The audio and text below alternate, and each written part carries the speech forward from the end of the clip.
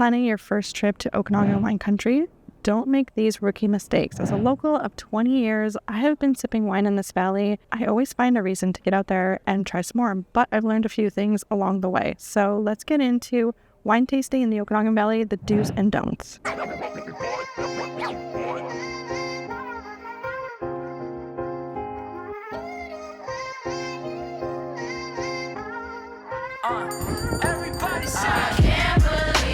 Okay, so for my first tip, before you come to the Okanagan, have your designated driver already planned out or figured out.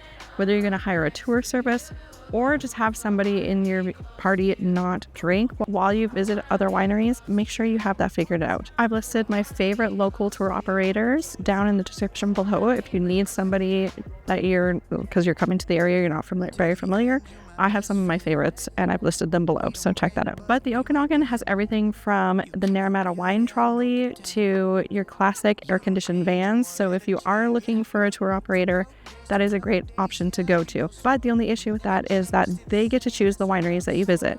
If you have a designated driver, you'll like that better because you get to do the research and choose all the wineries that you visit, and it really is tailored to you. So it's another option. Don't skip the spit bucket. I know it feels kind of weird. It's not rude, it's smart.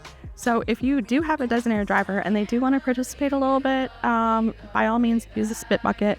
If you don't like the wine, it is completely okay. Don't be rude about it, but just say, I don't like this wine, and dump it into the spit bucket. It's completely normal. And if they don't have it on the table, then you can request it and they will definitely give it to you. There is no shame in the spit bucket.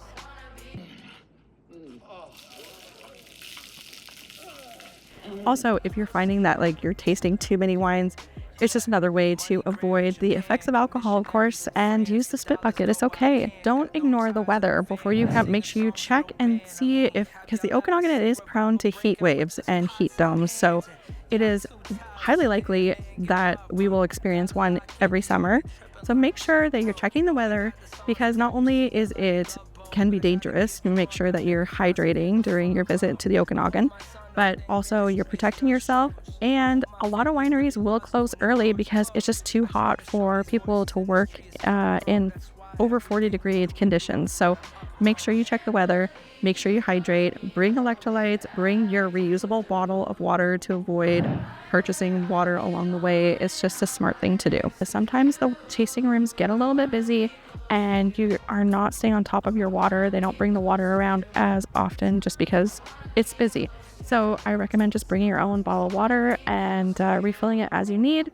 And it's a notoriously expensive area, so you don't want to be wasting extra dollars on buying bottled water. You'll definitely want to make lunch reservations and dinner reservations during the peak season. During the shoulder seasons, you can get away with not doing so, but it gets super busy around here. We have a lot of tour buses, a lot of people visiting during the summertime. Make your lunch reservations just to avoid waiting or disappointment. So if you're coming to the Okanagan, you might not think that you need to make reservations at wineries, but you do. So if you book a tour, you don't have to figure that out. They take care of that all for you. But if you're doing a do-it-yourself wine tour and you have a designated driver, make sure you pre-book the wine tastings. It's just a smart thing to do, because we actually lucked out to here. We're at Petless Winery today, and we were able to get a wine tasting, just walk in. But a lot of the time you can't do that because it's just so busy during peak season. So avoid disappointment, pre-book maybe your two favorite, I would suggest, and then you can kind of wing it from there. But in order to ensure these bigger wineries, these more popular wineries, make a reservation. You're going to want to make sure that you plan for how long wine tastings are nowadays. So if you're doing a standing at the bar, then it's about 10 to 15 minutes. And if you're doing a sit-down tasting, it runs about 30 to 45 minutes per tasting. So a lot of commercial wineries are the more popular wineries that you'll find in the liquor stores and wine stores. But I really do suggest when you come to the Okanagan, especially, check out the smaller boutique wineries. The boutique wineries have more special experiences. You get to actually discuss with the winemaker what they're going through, what they're seeing in the field, what their challenges are. Sometimes the winemakers own the winery, so you get a really great behind the scenes look at what they're going through as business owners and winemakers. Some of our most favorite experiences, wine memories, have been at boutique wineries. We were just in Naramata and we received a free bottle of rosé because it was Taryn's my sister's birthday. Sometimes you get free wine tours and you get to like tour the property and you just get a more hands-on look at things. The commercial wineries are special as well, but you know, you're just not going to get that hands-on experience. So since 2019, if you're visiting, and it's been a hot minute, since 2019, all of the kind of tasting fees and expectations have changed. I used to get away with paying $2 or $5 per tasting, and then you would have that fee waived with the purchase of a bottle. That's no longer the case. So the majority of wineries are charging anywhere from $10 to $25 a tasting. Tasting fees are not getting waived with a purchase of a bottle anymore. So you're gonna have to pay that on top of your wine purchases. So that's why if you don't like the wine, completely fine to not buy any wine. Don't feel that pressure because it's just, you're not going to get those fees waived anyway. So feel fine to walk away. Wineries tend to close early as well. So we were just in Naramata, I was saying, which is like more south than Kelowna in the Okanagan, and they close typically around 4 p.m. In Kelowna here, wineries tend to close around 5:30, 6 o'clock. And so you just have to plan your schedule around that. So if you're starting later in the day, I recommend starting a little bit earlier in the day so you have a longer wine tasting window, and maybe fit a nap in if you need it. If you're coming to the Okanagan, you'll want some context. With every wine scene, there are always nuances with climate change and things that are happening. So it's good to educate yourself.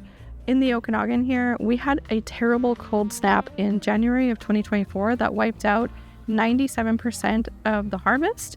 And you'll see a lot, actually we're in an exception. Tantalus, you can see it behind me. A lot of the vines are growing, but a lot of the valley had to replant completely or graft onto existing vines that survived. So that made it impossible to have a local harvest for 2024. So they brought in wines from Ontario, Oregon, and Washington State. And so you'll see the labels have changed for if you're coming to taste in 2025. 2024 vintages are very different because they were just not harvested from this area. So wine clubs are a secret hack. They're a great way, especially if you know you're going to come back to the area, or if you really love somebody's wine, make sure to join the wine clubs because you get instant discounts off of their bottles of wine. You get free wine tastings during your next visit, and it's free for up to 4 people usually. Sometimes you can do 6 people, it depends on the winery. But it's a great way to save on wine tasting, save on wine. And even when you leave, if you're in Canada, you get it shipped directly to your door. So don't stress about your wine tasting outfit. This is what I wore today, but literally you can come off of your bike. A lot of people bike around this area with the Okanagan Valley Rail Trail, and they will stop at wineries and breweries along the way. So if you roll in here with your spandex and your helmet on, do not worry. It's not as stuffy as maybe like Napa or Sonoma. You don't have to dress very fancy, and if I literally just saw somebody in a tank top and shorts, so it's completely okay to come off the street. If you want to do some impromptu wine tasting, don't sweat it. While you're in the Okanagan, if you want to go to restaurants, it can get pretty expensive, so I highly recommend to not overlook winery food trucks. Some of them have some really great partnerships where they have been parked there for a long time. They serve some of the best food, and it's very affordable, like under $25 per person.